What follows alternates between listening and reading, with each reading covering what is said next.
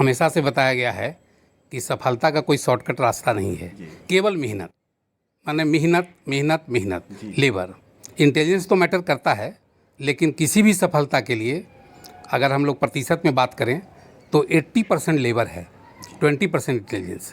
अगर एकदम बहुत बुद्धू लड़का रहेगा, कितना भी लेबर करेगा तो नहीं होगा, लेकिन अगर वो लेबोरियस है तो उसका आप देख रहे हैं शेरघाटी आजकल और मैं हूं इमरान अली। आज हमारे साथ बातचीत करने के लिए हैं शेरघाटी सब डिविज़नल हॉस्पिटल के chief medical officer doctor Uday Kumar ji. Sir, आपका शेरघाटी आजकल में स्वागत है। धन्यवाद। वीवर से मेडिकल की परीक्षा यानी MBBS में जो UG है, MBBS हो या BMS हो, BUMS हो, BAMS हो, जो लोग मेडिकल के छात्र आगे डॉक्टर बनना चाहते हैं, डॉक्टर के सपने को लेकर आगे बढ़ते हैं, तो जो नीट की परीक्षा है जिसे NTA National Testing Agency organise करती है, जिसे तो ये इंटेंस एग्ज़ाम बच्चे पास करते हैं। तो आप लोग जानते भी हैं कि देश में लगभग 16 लाख 15 से 16 लाख छात्र उसमें बैठते हैं उस परीक्षा में, और उसमें आधे लगभग 7 लाख बच्चे जो हैं वो क्वालिफाई करते हैं। डॉक्टर बनने या मेडिकल की परीक्षा को लेकर क्या इतिहास रहा है, डॉक्टर साहब हैं। सर, ये पहला सवाल कि अभी जो मेडिकल में के एडमिशन में जितनी भीड़ हो गई है, क्या इस तरह की बात पहले भी थी या अब ये सारी चीज़ें हैं? इधर तो भीड़ बढ़ ही गई है। जहाँ तक पहले की बात है तो स्टार्टिंग में इतना भीड़ नहीं था। जब बात अगर शुरू से चलें तो 1975 के पहले तक ISC के मार्क्स पर यानी +2 के मार्क्स पर ही मेडिकल कॉलेजेज में दाखिला हो जाता था। जो बच्चे अच्छे अंक से पास होते थे +2 में और जिनका बायो बैकग्राउंड रहता था, बायोलॉजी लिए रहते थे, उनका मेडिकल कॉलेज में डायरेक्ट एंट्री था। अच्छा, कोई एंट्रेंस एग्जाम ना, मार्क्स बेसिस पर। अच्छा, बाद में समय के साथ इसमें परिवर्तन हुआ। ये लगभग किस सन की बात होगी सर? 1975 तक। उस दौरान? हाँ, उस दौरान, उसके पहले तक जी। उसके बाद मेडिकल के लिए एक कम्पिटिटिव टेस्ट की ज़रूरत महसूस की गई जी। जो स्टेट लेवल पर ऑर्गेनाइज किया गया, जिसे प्री मेडिकल टेस्ट का नाम दिया गया, और ये चला कुछ वर्ष तक। 1979 आते आते इसका नाम बदल दिया गया और ये medical and dental admission test के रूप में MDAT के रूप में जाना जाएगा, जो चलता रहा। तो ये सिर्फ स्टेट के लिए या फिर ऑल इंडिया को? नहीं, ये केवल स्टेट के लिए। अच्छा। और इस तरह की बात हर स्टेट के लिए थी। अच्छा। अपने अपने स्टेट के लिए अपनी अपनी परीक्षाएं। तो वो दूसरे राज्य के मेडिकल कॉलेज में नहीं जा सकते थे? वो नहीं जा सकते थे। अच्छा। लेकिन कुछ मेडिकल कॉलेज उस वक्त भी थे जो केंद्रीय ढंग के थे। अच्छा। जैसे एम्स दिल्ली, BHU वाराणसी, या चंडीगढ़ में भी। अच्छा। और हाँ, जिपमर। अच्छा, जिपमर। हाँ, पांडिचेरी में जी। तो इस तरह के जो मेडिकल कॉलेज थे वो अपनी परीक्षाएं लेते थे, और उसके लिए इधर के स्टूडेंट को भी, चाहे वो बिहार का हो, UP के हो, या किसी प्रांत का हो, अगर उस पर जाना है तो उसकी परीक्षा देनी है। अगर वो कम्पीट करता है तो उसका सिलेक्शन होगा। अच्छा। उसमें कोई स्टेट बार नहीं था। अच्छा। वो एक तरह से कहिए कि नेशनल लेवल पर था, और बाकी सब स्टेट के अपने अपने एग्ज़ाम थे। अच्छा। बाद में केंद्र सरकार समझी कि सभी प्रांतों को एक साथ ले चलने के लिए उनके कोटे से 15% सीट उन्होंने निकाल लिया, और उसके लिए एक सेंट्रल स्तर का कंबाइंड टेस्ट शुरू हुआ, जो हर एक प्रांत के जितने 15% सीट बचे उनको जोड़ करके जो एक पूल तैयार हुआ, उसके लिए एक नेशनल लेवल पर परीक्षा आयोजित हुई। सर, हम बीच में एक सवाल करेंगे आपसे कि जो पहले मार्क्स बेसिस पर एडमिशन मेडिकल कॉलेज में होता था, तो उसमें भ्रष्टाचार के तो चांसेस रहते होंगे? चांसेस रहते होंगे। अच्छा। लेकिन अब ऐसा अब आज के डेट में तो नहीं कहा जाएगा कि उस दिन क्या होता था। अच्छा। क्योंकि बात अगर जोड़ेंगे तो 1975 के पहले की है। अच्छा। तो उस समय तो पूर्णतया कहना माने कोई सबूत नहीं रहेगा मेरे पास कहने के लिए। तो उसे अच्छा ही माना जाए। अच्छा। लेकिन अब किस उसको बदला गया धीरे धीरे। अच्छा। समय के साथ, और कंपटीशन का आयोजन किया गया। इसमें जो बच्चे मान ली कम मार्क्स भी लाए इसी में, वो बैठ सकते हैं। हाँ। और इसमें अगर वो कम्पीट किए तो वो मेडिकल पढ़ सकते हैं।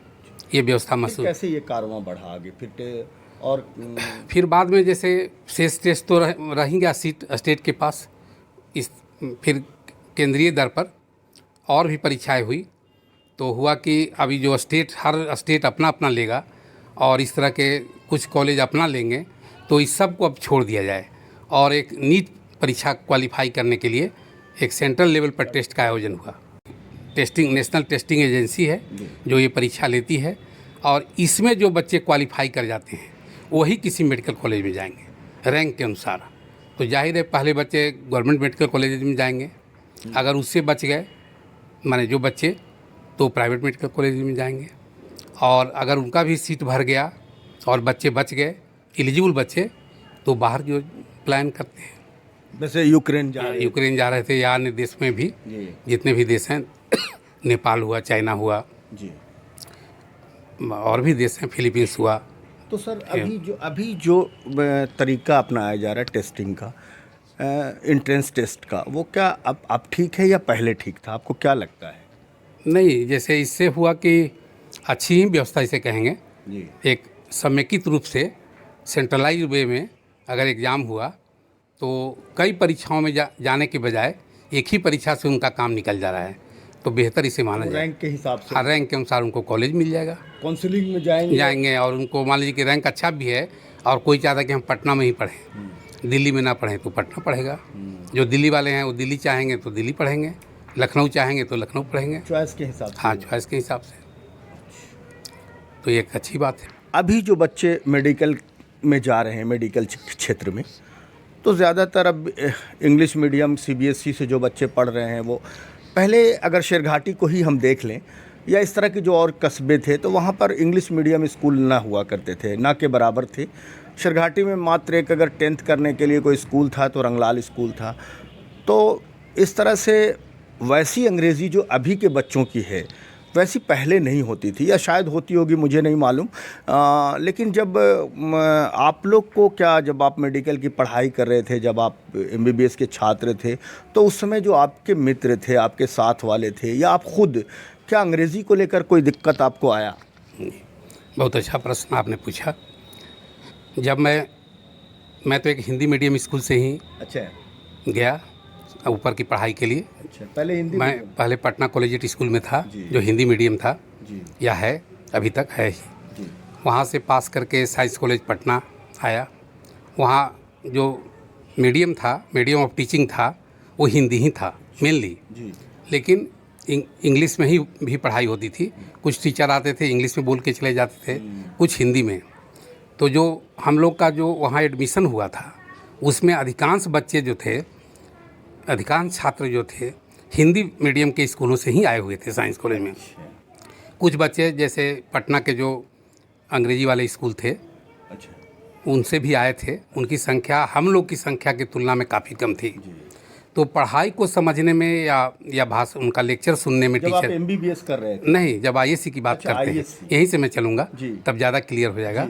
तो आईएससी की पढ़ाई को सुनने में या उसको लिखने में या उस किताब को पढ़ने में कहीं दिक्कत नहीं होती हिंदी मीडियम के स्कूलों के बच्चों को, क्योंकि इनकी पढ़ाई बहुत अच्छे ढंग से होती है। इनका इंग्लिश का ज्ञान भी अच्छा रहता है, भले स्पोकन थोड़ा इनका कमज़ोर होता है क्योंकि वो हिंदी बोलते रहते हैं, इंग्लिश में फर्राटे से नहीं बोल सकते हैं, लेकिन इंग्लिश फर्राटे से पढ़ सकते हैं और फर्राटे से समझ सकते हैं और फर्राटे से लिख सकते हैं। बोलना एक अलग चीज़ है। तो बोलने में थोड़ी हम लोग की दिक्कत होती थी। वो बच्चे जल्दी उत्तर देने लगते थे खड़ा होके, भले ही उनका उत्तर सही ना भी हो, लेकिन हम लोग थोड़ा देरी से बोलते थे और अच्छे उत्तर देते थे। तो जब कंपटीशन में जब पास करने की बात आई, कंपटीशन देने की बात आई, तो उसमें भी जितने हिंदी स्कूलों से जो बच्चे वहाँ पढ़ रहे थे वही लोग काफ़ी कम्पीट किए, और इंग्लिश से पढ़ने वाले बच्चे अपने अनुपात में, जो उनका अनुपात रहा होगा, ऐसा नहीं कि वो नहीं कम्पीट किए, लेकिन ऐसी नहीं थी कि उन्हीं की संख्या थी या उन्हीं का बोलवाला था, ऐसा मैंने कहीं नहीं देखा। जब मेडिकल कॉलेज भी आ गया, जो मेडिकल कॉलेज मुझे मिला, राजेंद्र मेडिकल कॉलेज रांची, जो अब रिम्स के नाम से जाना जाता है। अच्छा, तो बच्चे, हाँ, तो बच्चे अधिकांश तो हिंदी मीडियम के ही स्कूलों से आए थे, सब विलेज बैकग्राउंड लेकर के आए थे, और सब अच्छे डॉक्टर बने। आज अपने अपने फील्ड में अपनी अपनी जगह पर वो अच्छा कार्य कर रहे हैं, समाज की सेवा कर रहे हैं। तो इसमें भाषा कहीं कोई आड़े नहीं है। अब आज थोड़ा अंग्रेजी भाषा में पढ़ने पढ़ाने का रुझान है, गार्जियन भी चाहते हैं कि उनके बच्चे इंग्लिश स्कूल में पढ़ें, बच्चे भी चाहते हैं, लेकिन इस तरह की भाषाई दिक्कत कभी नहीं हुई हिंदी मीडियम वाले बच्चों को भी, न कंपटीशन के प्रश्नों के उत्तर देने में, क्योंकि इंग्लिश तो वो जानते ही हैं, इंग्लिश तो जानते हैं, समझते हैं, लिखते हैं, पढ़ते हैं। सर आखिरी सवाल, मेडिकल के क्षेत्र में जो बच्चे जाना चाहते हैं, जो आपकी तरह डॉक्टर बनना चाहते हैं, समाज की सेवा करना चाहते हैं डॉक्टर बनकर, उनको क्या कहेंगे, क्या संदेश देंगे, उनके लिए क्या टिप्स देंगे आप? देखिए, इसमें तो सब हमेशा से बताया गया है कि सफलता का कोई शॉर्टकट रास्ता नहीं है, केवल मेहनत, माने मेहनत मेहनत मेहनत, लेबर। इंटेलिजेंस तो मैटर करता है, लेकिन किसी भी सफलता के लिए अगर हम लोग प्रतिशत में बात करें तो 80% लेबर है, 20% इंटेलिजेंस।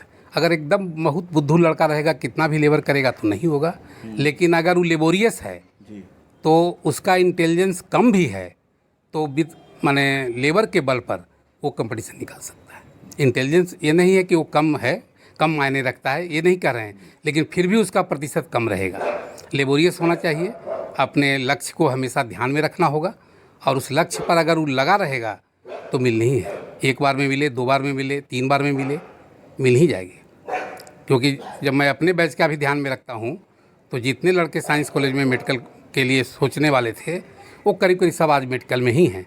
कुछ बच्चे रह गए तो एमएससी किए या कुछ अन्य विषयों में चले गए, कुछ लेक्चरर बन गए, लेकिन जिनकी जो इच्छा थी वो मिला उन्हें। तो और बहुत से दूसरे स्कूलों से आए थे जिनको कम लोग जानते हैं, लेकिन उनके बच्चे भी आए। तो पढ़ाई ही मैटर करता है। स्कूल तो एक बैकग्राउंड है ही, वो महत्व का है, लेकिन ऐसा नहीं कि केवल स्कूल ही महत्व का है। छात्र को अपना लगन से पढ़ना है तो सफलता मिलेगी। बहुत बहुत धन्यवाद सर।